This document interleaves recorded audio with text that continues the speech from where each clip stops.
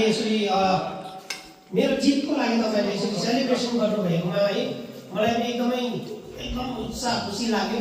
अनि म एउटा मेसेज चाहिँ के दिन चाहन्छु भने है जति पनि अपकमिङ जेनेरेसनको लागि एउटा इम्प्रेसन है इन्सपिरेसन बन्नु म चाहन्छु है। अनि जति पनि जिम गर्नेहरू है छ है उनीहरूको लागि म एउटा मोटिभेसन गर्न चाहन्छु। र मेरो एउटा भन्नु चाहिँ के छ भन्दाखेरि विशेष गरी है तपाईँहरू पनि यो मुकाममा तपाईँहरू पहुँच्नु सक्नुहुन्छ। किनभने तपाईँले कदम चाल्नुपर्छ है। जसरी तपाईँले कदम चाल्नुहुन्छ त्यसरी त्यो नानी बेरु सानो जमिनी भित्र ठुलो हुँदैन है। तर मान्छेहरूले के गर्छ भने अलिकति एक दुई महिना काम गर्छ अनि हरेस खान्छ है। एक दुई महिनामा उनीहरूको जिमाउँछ अनि उनीहरूले बडी बनाउँछु भन्छ। तर त्यहाँनिर उनीहरू असफल हुँदाखेरि उनीहरू फेरि निराश खान्छ है। यो एउटा जिम भन्ने कुरा चाहिँ के हुन्छ भने तपाईँको हेल्थ वाइज है तपाईँले हेर्नु पऱ्यो भने हेल्थलाई तपाईँले एकदमै तपाईँको फिट हुन्छ है। अन्त जिम भन्ने कुरा चाहिँ तपाईँलाई के हुन्छ भने आफूलाई एउटा ग्रेट फिल हुन्छ, प्राउड फिल हुन्छ है। एउटा फिटनेसको लागि राम्रो हुन्छ।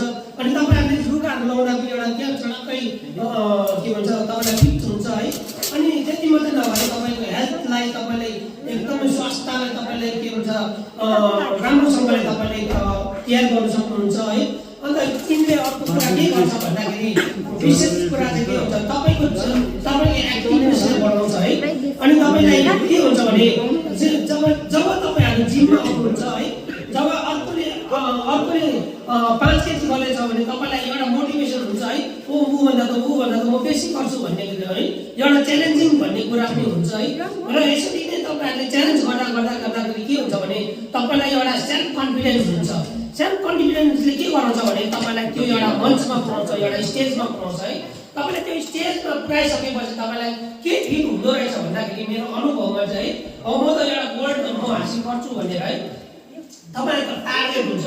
तपाईँले टार्गेट तपाईँले राख्नुभयो भने है त्यो टार्गेटलाई तपाईँले निश्चय तपाईँले एक्वायर गर्नु सक्नुहुन्छ, निश्चय हासिल गर्ने एचिभमेन्ट गर्नु सक्नुहुन्छ है। तर तपाईँले चाहिँ कदम चाहिँ चाल्नुपर्छ है विशेष गरी है। त्यति भन्दै है मेरो यो छोटो वक्तव्यलाई म यतिमै अन्त्याउन चाहन्छु। धेरै धेरै धन्यवाद सबैजनालाई।